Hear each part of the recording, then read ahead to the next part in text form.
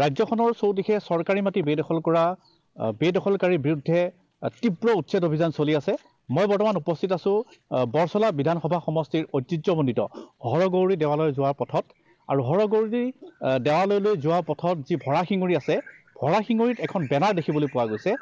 Camera person ভাস্কৰে বেনাৰখন দেখুৱাব যে উচ্ছেদিত বেদখলকাৰী আৰু বাংলাদেশী প্ৰব্ৰজনকাৰীৰ যিকোনো লোক এই ভৰাশিঙৰি অঞ্চলত প্ৰৱেশ নিষেধ আৰু নিৰ্দেশনা অমান্য কৰিলে আইনগত ব্যৱস্থা লোৱা হ'ব।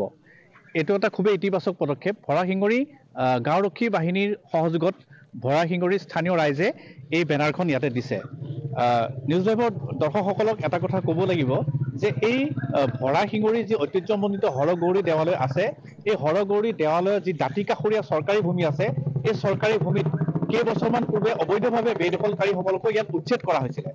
আৰু আজি সেই গাঁওখনৰ সন্মুখতেই অবৈধ প্ৰব্ৰজনকাৰীক প্ৰৱেশ নিষেধ এখন বেনাৰ ইয়াত লগোৱা হৈছে।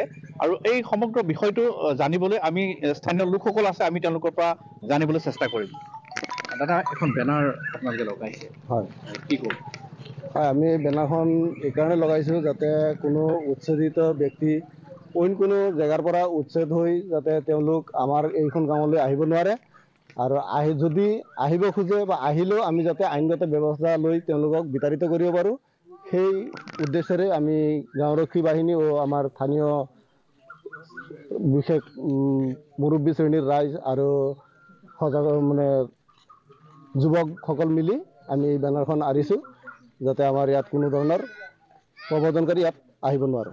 দাদা, কেইবছৰমান পূৰ্বেও আপোনালোকৰ ভৰাশিঙৰিত উচ্ছেদ অভিযান হৈছিলে চৰকাৰী ভূমিত বাস কৰা লোকসকলক। হয়, তাতে আপোনালোকৰো আছিল নেকি? নাই, আমাৰ নাছিলে। মাথাউৰি ছাইডত ধৰক কিছুমান চৰকাৰী ভূমি আছিলে, সেইটো মাথাউৰিৰে পৰে, সেইখিনি ভূমি উচ্ছেদ হৈছিলে। বিগত যিটো উচ্ছেদ অভিযান হৈছিলে, সেই উচ্ছেদ অভিযানত চৰকাৰী মাটি যিসকলে বেদখল কৰিছিলে তেওঁলোকে উচ্ছেদ কৰা হৈছিলে। কিন্তু আকৌ পুনৰবাৰ সেই মানুহসকলে আকৌ সেই ভূমিত বসবাস কৰিছে নেকি বৰ্তমান? হয়, কিছুমান একচনীয়া মাটিত আছিল, তেওঁলোকে তাতে বহিছে। আৰু কিছুমান হয়তো দূৰ দূৰণিলৈ মাটি চাটি কিনি গুচিও গৈছে। আৰু যিবিলাকৰ ধৰক একচনীয়া মাটি আছিলে আমাৰ গৰুডুবা ৰাইজৰ পৰাই কিনা, নেপালী সম্প্ৰদায়ৰ মানুহবিলাকৰ কিনা, সেইখিনি মাটি তেওঁলোকে তাতে আছে। এতিয়া আপোনালোকে যি বেনাৰখন কেতিয়া আঁৰিছে? আজি হৈ গ'ল, এসপ্তাহমান হৈ গ'ল। বেলেগ মানুহ আহিছে নেকি? নাই, অহা নাই। আহি পেলাই ঘূৰি গৈছে নেকি? নাই, অহা নাই, আমি গম পোৱা নাই। দাদা, আপোনালোক স্থানীয় ৰাইজ কি ক'ব? বেনাৰখন অনা হৈছে। হয়, আজি এসপ্তাহমান হ'ল। এসপ্তাহ আগতে আমি বেনাৰখন লগোৱা হৈছিলে যে উচ্ছেদকাৰীকেইটা ইয়াত সোমাব নোৱাৰে, যাতে বাংলাদেশী হওক, উচ্ছেদকাৰীকেইটা হওক, ইয়াত যাতে আহি পেলাই তেখেতসকলে আকৌ আহি বহিব নোৱাৰে, সেই বিষয় লৈহে আমি এই বেনাৰখন দিয়া হৈছিলোঁ।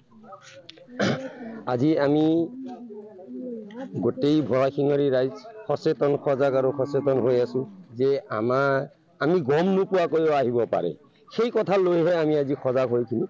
এই উচ্ছেদিতকাৰীকেইটা আকৌ আহি ইয়াত বহিব নোৱাৰে যাতে, সেইকাৰণে এই বেনাৰটো দিয়া হৈছে। আজি ইয়াত কেইবছৰমান পূৰ্বেও উচ্ছেদ হৈছিলে চৰকাৰী ভূমিত যিসকলে বেদখল কৰিছিলে, আকৌ সেইসকল পুনৰ বসবাস কৰিছে নেকি সেই স্থানত?